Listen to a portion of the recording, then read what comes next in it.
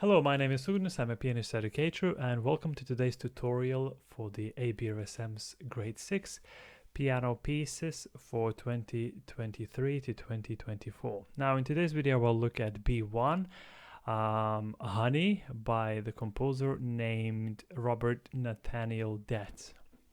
And in today's video, we're gonna do an in-depth tutorial, basically concentrating on specifics for phrasing, specifics for rubato, specifics for pedaling, balance, dynamics, and also some technical things like gems and so on. So let's start. So first thing I want to talk about is phrasing, and there are three types of phrasings in this piece we're going to look at. So first one is based on direction. So the second one is based on the span of number of bars. Okay, so it's either 2, 4, or 8 bars phrasing. Okay, then we're going to look at phrasing that is largely influenced by the melody being repeated in a different key over and over again, also known as a sequence. So the first phrasing technique we want to cover today is called the phrasing based on the direction of melody. So what that means? That basically means that we do crescendo and diminuendo based on the direction, right? So if the music goes up, we do crescendo. If it goes down, we do diminuendo. Something like that.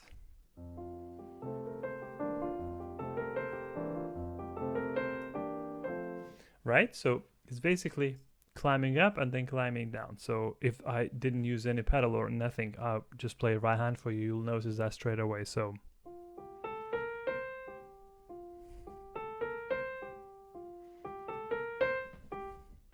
right? So it's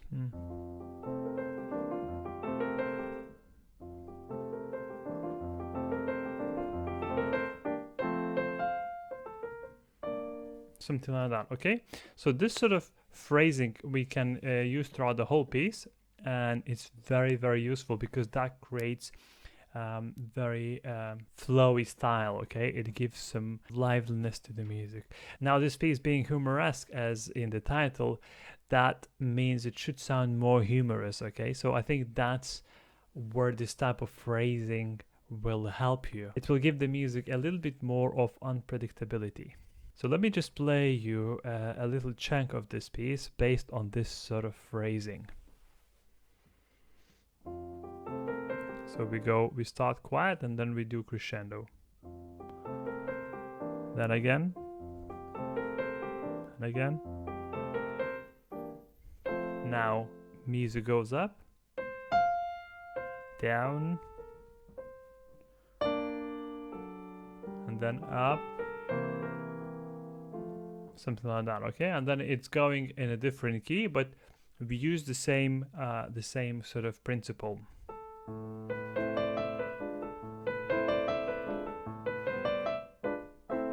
Right? So the whole piece can be used like that. Even in bars 28 to 39, where there isn't too much going on in terms of melody going up and down, but what we do have is slight changes in the top finger. Okay, so we can do this.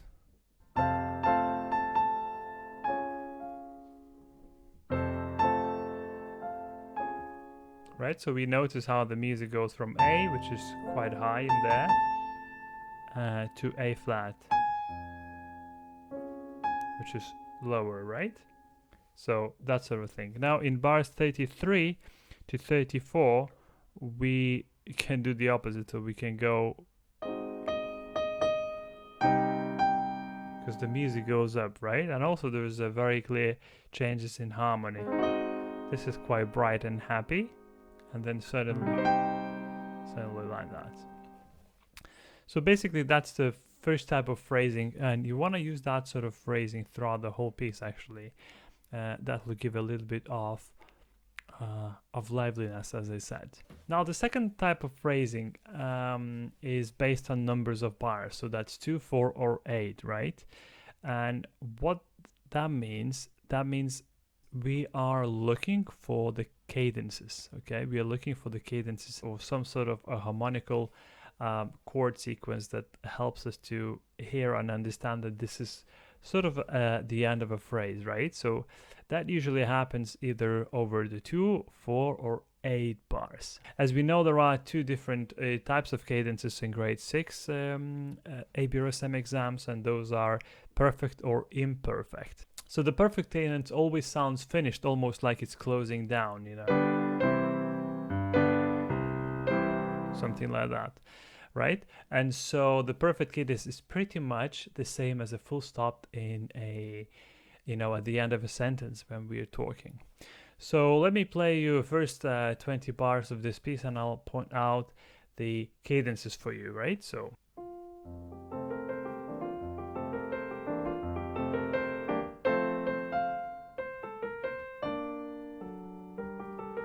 and here so cadence usually has a dominant tonic functions in it, okay, especially the perfect one. And so if you look at bars 6 and 7, we notice that it's very clear dominant 7 to tonic. So now we have the beginning of the phrase, right? And then the end of the phrase on bar 6, 7, and 8. So this is where the phrase is being finished. And we know it because it has dominant chord and then tonic. Now, in order to have a lively phrase, not only we need to have the beginning and the end, because otherwise it'll just sound flat. What we want to have is we want to have the peak of the phrase, okay? So it really has the beginning, it has the middle bit, which is the peak, and then the end. So as a general rule in kind of piano playing, when we are looking at phrasing, is we are looking for the peak of the phrase, okay? And so the peak of the phrase can either be the highest note within that phrase or the lowest note within the phrase. So let me play this phrase again, and then I'll just show this to you. Where is the beginning, the peak, and then the end. So it starts like that.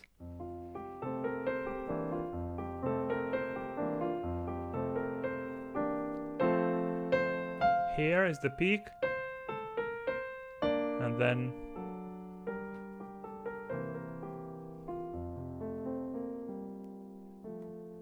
basically like that, okay?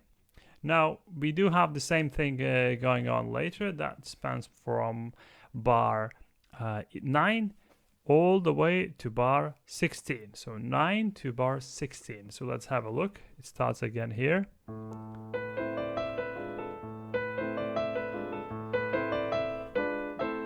Peak, and then dominant 7, and then tonic, okay? So it's like that. Now what I'm doing here, I'm actually using 2 types of phrasings when I'm playing bars 1 to 16. And the sort of phrasings I'm using, first one is the one we spoke at the very beginning, which is based on direction. So it goes up, we crescendo.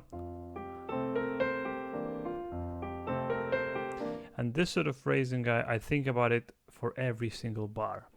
And then the other phrasing, which I'm doing, is the one I've just told you about, based on cadences, okay? So that spans from bars 1 to 9, and then from 9 to 16, okay? So, and then there is the third types of phrasing we want to look into. And that types of phrasing is actually based on sequence. So now between bars 1 and 16, we'll notice there are a few of these sequences, okay? Remember, the sequence is the same musical material repeating in a different key. So, for example, look at bars 1 to 8.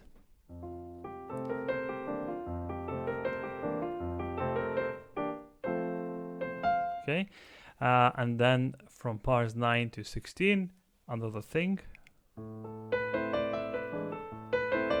Right, so it's kind of the same thing, or the idea is the same, but it's been played in a different key, but everything is kind of the same.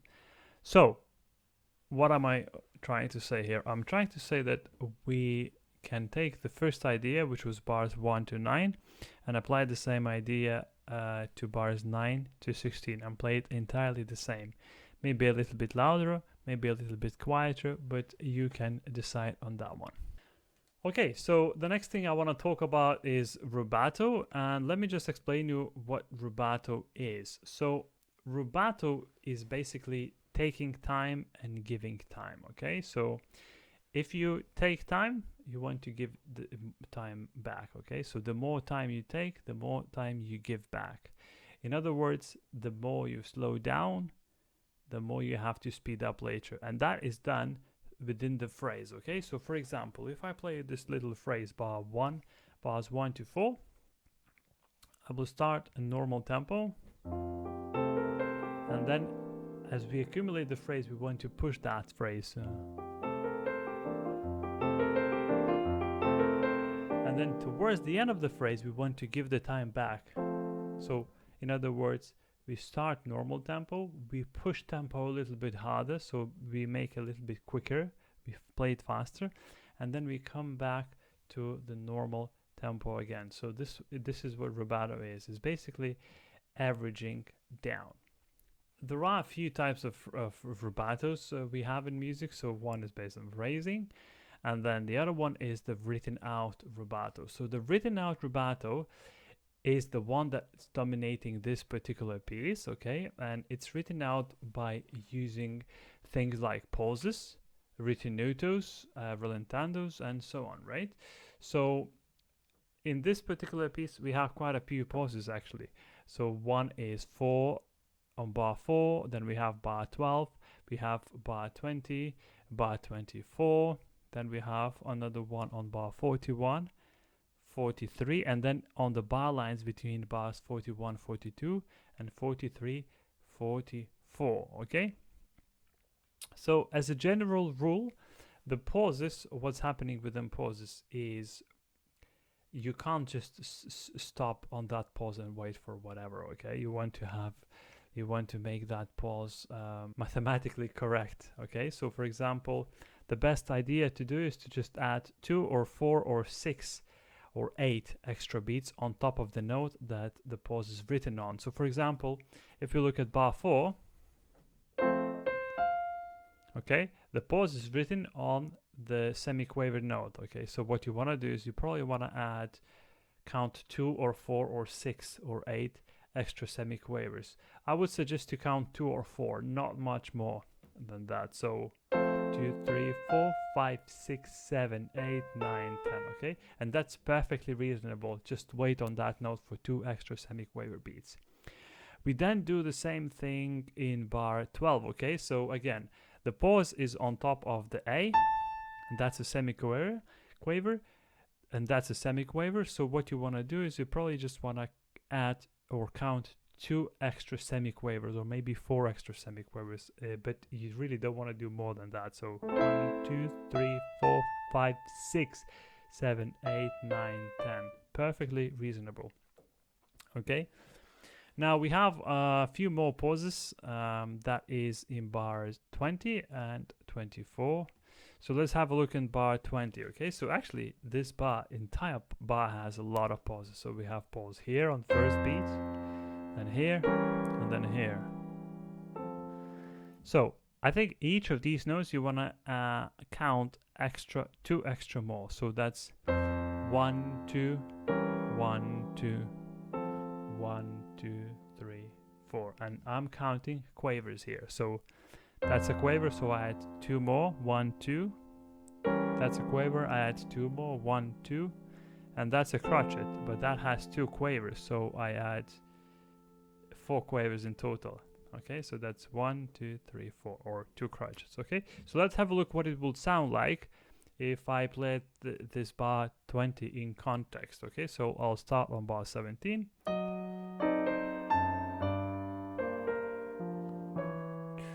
3, 4, 1, 2, 3, 4, 1, 2, 3, 4, and then okay, something like that. So you want to be kind of mathematically correct and do even numbers. So 2, 4, 6, 8. Now we go into bar 24, the same story. There is a pause. You want to do that pause a little longer, so just add 2 extra semiquavers. Just count 2 extra semiquavers. Now we are going on to the bar 41, 42, 43, 44. So this is full of pauses, and you even have pauses on the line, on the bar line. Okay, so this is where it's a little bit strange. But what I think the composer is indicating really is just you want to listen to the sound decaying. And once you think that that sound is enough for you to hear, then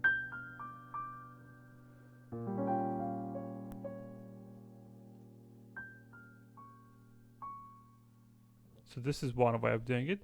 Or you can actually just, again, count 2 or 4 or 6 or 8 extra quaver beats, okay? That will be just reasonably enough. And so once you know how many beats you want to count, the pause will always be the same for you. And so you will never have kind of problems with how many beats or how long do I have to hold it.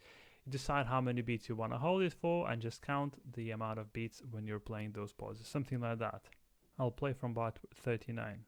1, 2, 3, 4, 1, 2, 3, 4, 1, 2, 3, 4, 1, 2, 3, 4. So basically I was counting crotchets in here, and instead of counting 2 crotchets per bar, I was counting 4 crotchets per bar. So let's just talk about ritenuto. So ritenuto is the other kind of bit where this is kind of a written out rubato, if you like. Okay, so ritenutos, like pauses, you want to count. Okay, so you want to count them, but what we do is we don't add any beats or anything like that. We're just spreading the beats that already are in the bar, spreading them over longer period of time. So for example, if the beat is 1, 2, 3, 4, you might do it 1, 2, 3, 4. So the beats come later than they supposed to be coming. So for example, I'll play from bar 17. 1, 2, 3, 4, 1, 2, 3, 4, 1, 2, 3, 4, 1, 2, 3, 4, 1, 2, 3, 4. So that's the kind of ritenuto. We're spreading out the time, and we're only adding extra beats when we have a pause. Now a menamoso is basically, that means slower. Okay, so if your tempo is like that, 1, 2, 1, 2, 1, 2.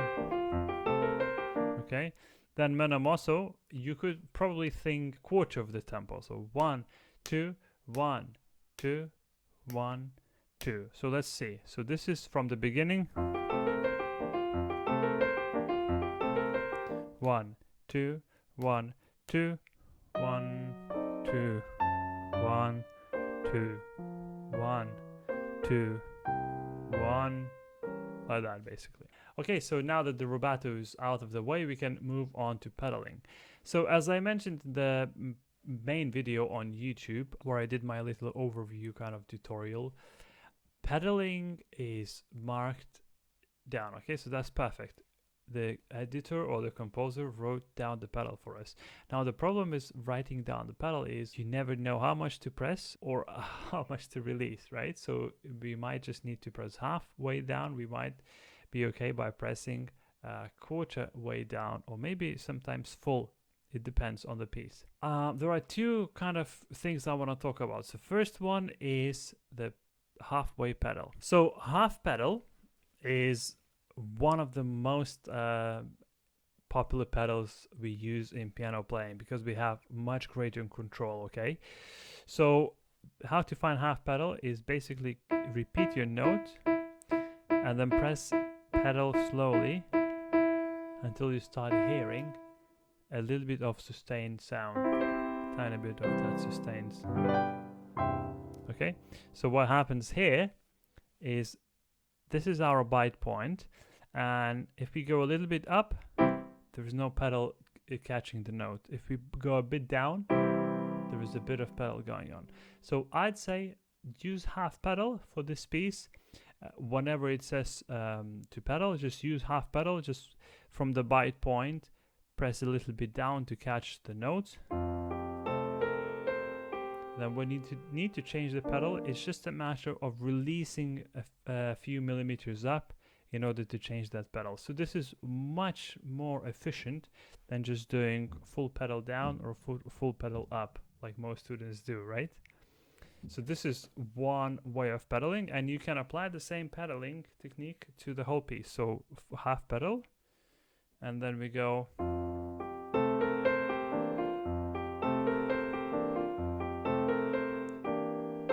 Okay, and if you can see, I'm just pedaling a tiny little bit. I'm not using it like that.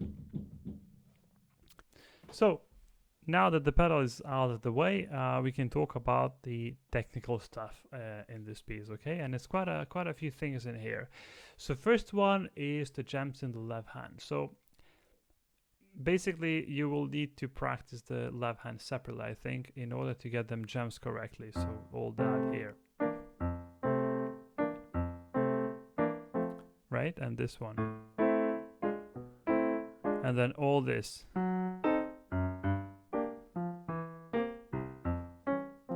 Even though the tempo is quite slow, still you will want to practice this left hand separately. Okay, so here are the few tips how to practice this entire left hand. So first of all, we play slow but move really fast. So that means you get to the chord that you're required to play, and then place that chord later than you want to. So get quick, down, and then play. Quick, ready, next, play. Get ready now, play, move, ready, play, move, ready, play, move, ready, play. And it's like that. So you do the same sort of practice for the entire piece. So here's again. And you can play out of rhythm completely. You don't have to apply this rhythm. We're just concentrating on the jam. So here it's again.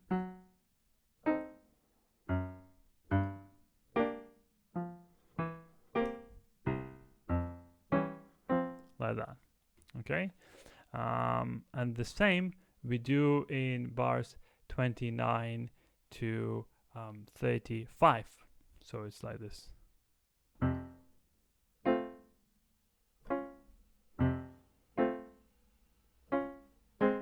Something like that. Okay, so you want to move quick within your jumps, and then wait on the note, make sure you're ready to play, and then play. So second way of practicing the jumps is aiming for the middle note. Okay, so for example, you want to be practicing just into the middle note, and if the middle note is perfectly placed, the outer notes should kind of fall into place as well.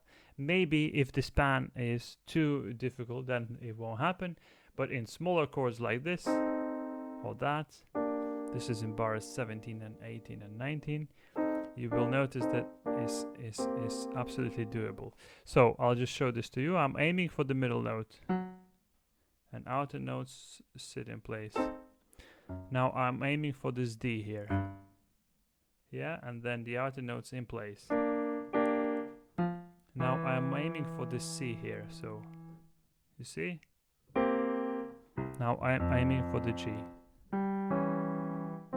So it's like that. And then another thing you want to look at is called jumping into upper note. So we go into upper note only. So for example, in bar 17 we have this chord, so we're just aiming for that. Now we go on bar 18, we are aiming for that in this chord. And then bar 18, bar 19, we're aiming for this. And then D flat. And then we do the same, but we aim for the lower note, so which is the C. Then B flat. Then B flat again. E then. So that's basically sort of the idea. Then you can do it into outer notes, into two upper notes, two lower notes. So outer notes would be like that.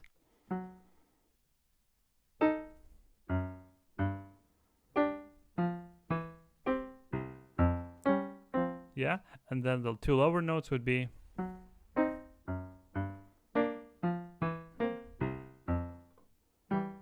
Yeah, something like that. So the next thing is I want to talk about breaking those chords in bars 41 and 43. And the same will apply to bars 34 and 36. So what you want to do is you have a few options. So option 1 in bar 41, break it as a spread. Option 2 is separating the lower and I'm playing the upper 2. Option 3 is playing the lower 2 and then separating the thumb alone. Or if you're really struggling, then get rid of one of the notes and just play 2, usually the lower ones, okay, so that we have enough bass.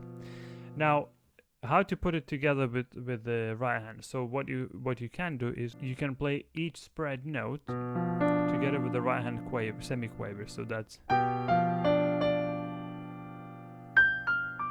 and then again like that, if that makes sense. Another way of doing it is if you spread bass plus 2 upper notes, you can do bass together with the first semiquaver note, and then the upper 2 notes with the second semiquaver note. So it's then basically like that. And the same applies to the bit if you're playing it 2 lower notes first and then the upper note second. So make sure you're absolutely together with the right hand. So first semiquaver goes down together with the 2 lower notes, then semiquaver goes down together with the upper note. So it's, and then basically like that. And then we are going to have a little look into balance. So I have mentioned in the main video on my YouTube channel that you should be practicing right hand very deeply.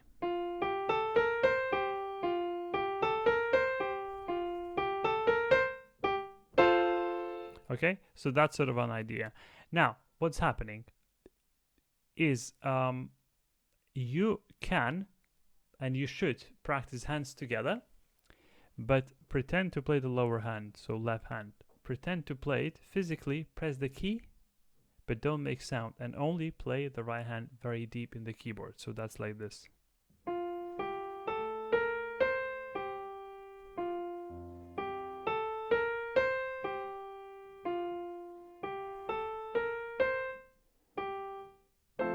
So that's sort of idea, okay? Now, why? Because we want to completely separate our body. We want our left hand to be completely separated and independent from the right hand. So we want to have like a cut right through the middle of our body, and then left hand and right hand are completely two separate things. And so when you're practicing in this method, when you're playing right hand very deep, and then when you're pretending to play left hand, when you're practicing in this method, if you accidentally hit a note in the left hand, that means that note will stick out whenever you're playing hands together. So